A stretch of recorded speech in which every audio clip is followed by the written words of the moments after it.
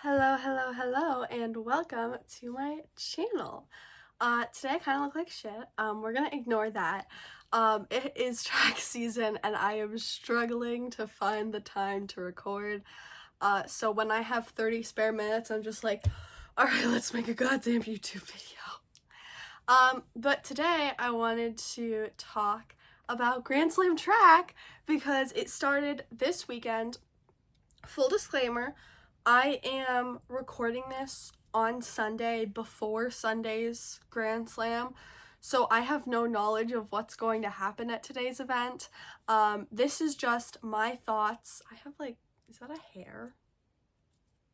Anyways, I have no knowledge of what's going to happen, but I'm just have some thoughts on the first 2 days of Grand Slam, what I liked, what I didn't like, kind of what my thoughts were, and so I wanted to come on here and share them with you guys.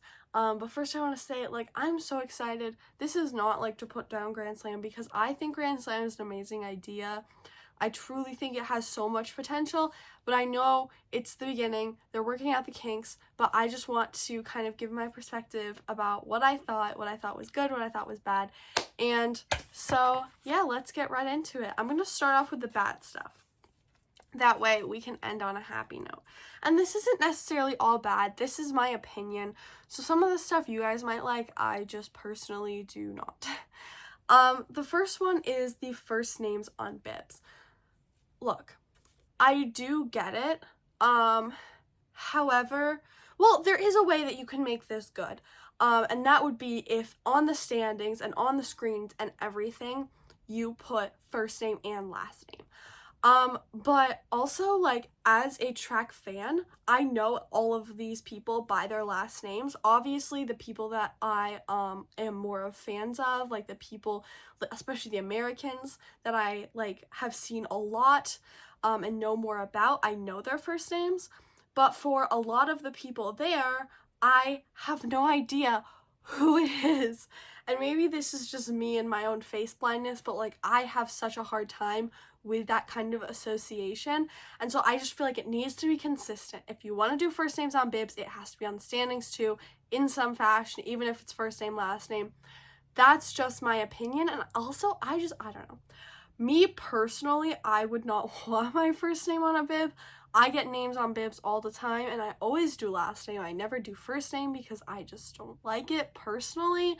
But yeah, I feel like that's more of an opinion one.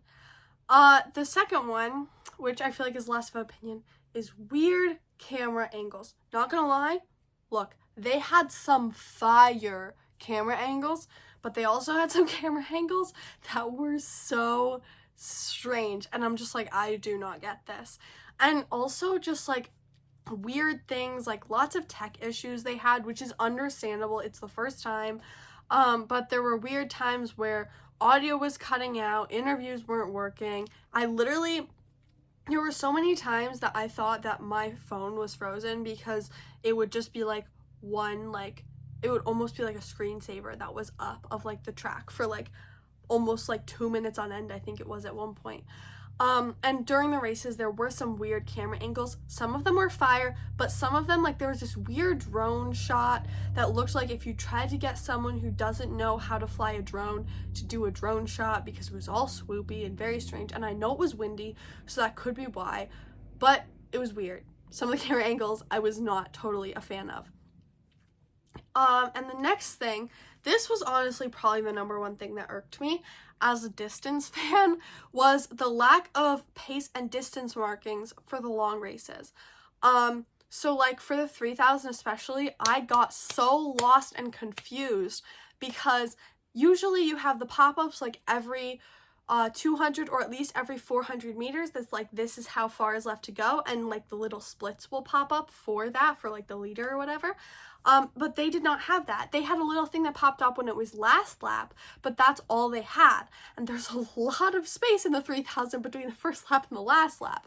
And especially in that 5000 too, because that 5000 was so slow that it was hard to know just from the time, how many laps were left. It was really confusing. I was confused. I didn't know how many were left. So I feel like that's kind of one of the easier fixes, I feel like, is to just put that little pop-up that's the when they usually have like 4,200 meters and like 3,800 meters. Like they tell you like how far into the race that they are so that you can like understand, because my brain was kind of exploding trying to figure that out. And then I wrote down again the obvious editing issues. I don't remember what specifically I was referring to that, but there were some weird editing choices that I was not very much a fan of at all. The commentary was good, I will say that. I don't know if I actually put that on my list of good things. I might have forgotten, but I thought the commentary was okay. And then the last bad thing, I understand. I know a lot of people in the running community were up in arms about the lack of field events. I get that. I also get why you wouldn't want to do field events. As someone who has kind of been on the back end trying to plan track meets and track events, I do understand that it's a lot of work to plan field events, especially when you're a new league and you're just trying to get athletes in. Like if you have a small like sector, that can kind of be what's best, and like their whole model would be weird with field events. Like maybe it works for long and triple jumpers, but are you gonna have people throw shot put and discus? Because I just feel like there's not enough people that do that. But regardless of all that, with no field events, you need to have a really good plan of how you're going to keep people entertained in between races, and I feel like this event has not done a good job of doing that, because usually you have something going on the track and you have something going on in the field, and so if there's like kind of a lull in the track stuff, you can watch the field stuff. Like I went to USAA indoors and actually watched it in person, and it was nice because whenever there wasn't something going on the track, there was something going on in the field, or vice versa. So I just feel like you need to do something. Like commentary is okay, but look, there's a point where I don't want to hear you talk anymore. And I feel like I was reaching that point within like the first 45 minutes of the broadcast where I'm like, okay, let's just get to the races. And that's a thing too. You can, like, I understand needing to have it be 3 days because everyone's doing 2 events. That I understand. But you don't have to have this be a 3-hour event. Like, you can run the races pretty much back to back. You have the ability to do that. I mean, at least I assume. I don't think there's anything really preventing them from doing that. Like, you can literally have, like, at my high school track meets, when they're scraping my dead body off the track while they get the 800-meter runners lining up, like, you can do that, especially because you don't have field events. Like, it doesn't have to be this long, drawn-out thing, because I love to watch track. You know, if you're gonna give me 3 hours of track to watch, I'll watch it, but I would rather watch an hour and a half or 2 hours of race with maybe like 5 minutes in between than just these like long stretches of nothing happening. And I feel like there were points where it was better than others, like some points where the races really were going one after another, but especially on Friday, it was just like, oh my god, this is taking so long. And yeah. Another thing, which I didn't put on this list, but I'm just now thinking of it, is I thought it was weird how they did the results after race 2, like how they showed them, because they would show the race results, and then they showed the race results again, and then it took them like 5 minutes to show the slam results. Like, it's 2 races of points. It does not take you that long to calculate it. So I don't know. I just personally think that should be the first thing. After race 2, you show the slam results first, and then you show the race results. But that's also kind of an opinion, but don't wait like 5 minutes to show the slam results, because I was trying to like fast forward being like, where are they? I just want to know, because I can do some of the math in my head, but like I wasn't sure, and like sometimes it works out weird and whatever. So those were some, I tried to make it constructive criticism, because I'm a track fan, you know, I love track. I want this league to succeed as much as the next person, if not even more, because I love track. I want to watch track all the time. But I feel like it's important that they kind of take this as a trial event and hopefully fix and improve upon things in the future. And honestly, what I'm using as a benchmark for this is like events like Millrose. Like, that's what I'm thinking in my head, like, when I think about this, is like something like Millrose, because Millrose has been going on for forever, since the beginning of time. There were cavemen running Millrose, I'm pretty sure, and they have that set up like in a really good way, with lots of things. Like, there's a lot like that is a well structured yearly event that I feel like is kind of comparable to Grand Slam, just in like the vague terms, if that makes sense. So that's kind of what I'm comparing it to. And after I give the positive feedback, I'm going to give like some things that I think would be really cool to see at Grand Slam in the future. Not necessarily things that were bad, but things that I think could be introduced that would make it even better. So let's move on though to the good things, because I did have some good things to say. I love, like, overall, like, I think this is really fun. I think the concept is really great. So I did want to give positive things too. The first one is that they did have some really good angles, especially at the finish for the 3000. I wrote down that they did have some really good, really high quality angles. And I think some of them were very unique and maybe not ones that I'd seen before, but I thought they were cool. Obviously there was kind of a mixed bag with that, but I thought some of them were really great. For the second one, I put the track is cool as fuck. That track, I think it's National Stadium in Jamaica. I thought it was so cool. Like, the colors and everything, it's like a dark green color. I think that's cool. I love colored tracks. And the next one is those little athlete intro pop-ups. I thought those were really cool, where it popped up like their, it had like name, where they're from, and like their PR, and then like their Instagram handle, which I thought was kind of funny. But I thought like the way it almost looked like Pokemon cards, the way they like had it pop up, and I thought it was fun. Although that does lead me to one thing that I wish that they would do for that, and that is put the season's best on there as well as the personal best. I know probably not, none of them probably have season's best at this point in the season, but like in the future, once they obviously now have season's best for those events, I would like to see the season's best on there. And then also in the results, I would like to see like PB, PR, because I know some people hit PBs and PRs even though it's early in the season. I don't know why I'm saying PBs and PRs as if they're not the same thing, because that's a whole debate in the track community about which one you're supposed to say. I always say PR, but you know, I gotta appease everybody here. So I feel like I know some people hit PRs because people are, you know, running events they don't usually run and things. So I would love to see on the results that it has that little pop-up when you have a PR, like they do at other events.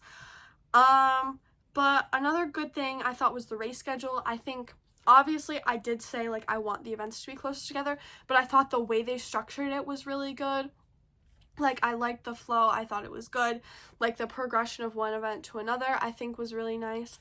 The one thing I was a little surprised about is that they had the short distance group run 800 one day and 15 the next day. I kind of thought one would be Friday, one would be Sunday.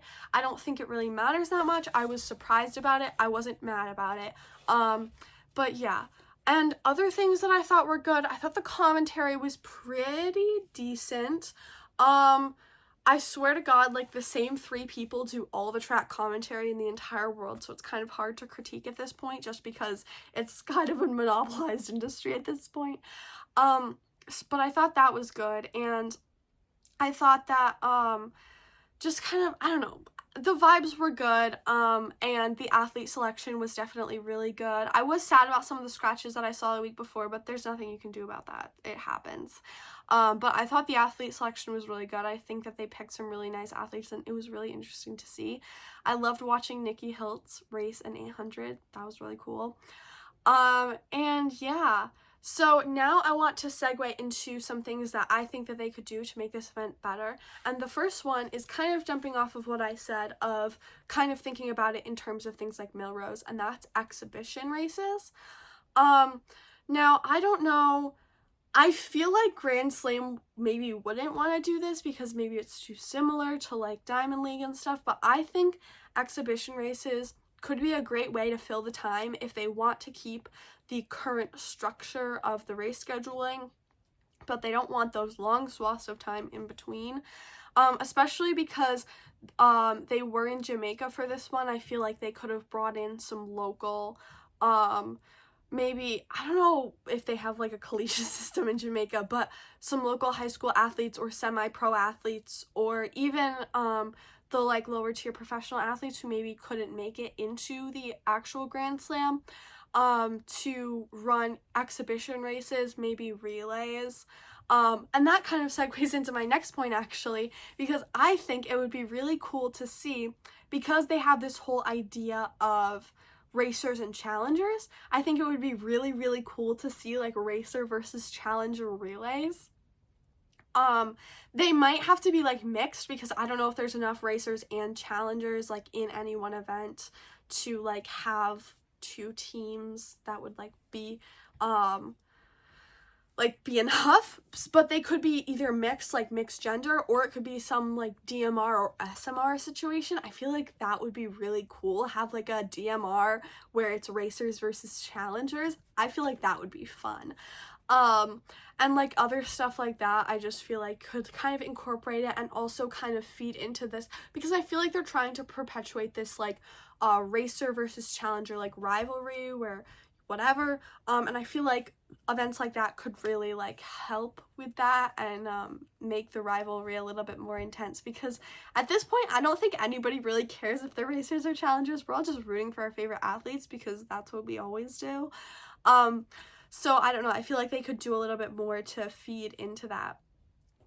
And I also feel like I don't know, it's just like the atmosphere was good. I feel like with the athletes, I feel like doing it, starting off with the first one being international, because obviously Grand Slam is US based, the other 3 slams are going to be in the US. I feel like starting off with an international might have not been the best choice. I understand why you might have done it. I'm a project management student, so I know that sometimes you just have to take what you can get with that kind of thing, and there are a million billion other reasons why they could have decided to have the first slam be in Kingston. And while I do think Kingston's a very cool place, I know that also a lot of their marketing has been domestic.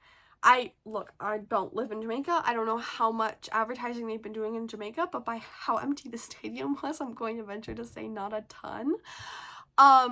But I feel like to really get the hype up for this event and to perpetuate like this is a big deal event, I feel like it would have been good to have the first one be domestic, and maybe that's something that they can consider in the future as the league grows, is like doing one in the US as the first one, although maybe it won't matter as much if they gain a little bit of notoriety and a little bit more international standing, because I'm thinking about like the Diamond League, for example. Like, people know about the Diamond League at this point, like track fans, like that's a thing that track fans like will understand, and we all know about the Diamond League, where they're going here, they're going there, whatever.